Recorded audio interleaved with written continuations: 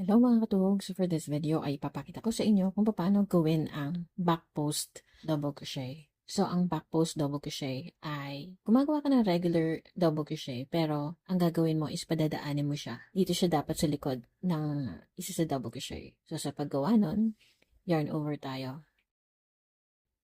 Ipapadaan sa harap ng first double crochet, yarn over, pull up a loop, yarn over, pull through 2, yarn over, and pull through 2. So, nakagawa na tayo ng isang back post double crochet. Ngayon, gagawa pa tayo ng tig-isa sa susunod na dalawang double crochet stitches. So, yarn over, ipapadaan natin sa harap. Yarn over, pull up. Yarn over, pull through 2. Yarn over, pull through 2.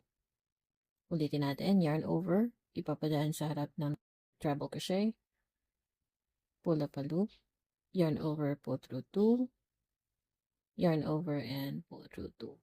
So, ganyan ang itsura niya kapag gumagawa tayo ng back post double crochet.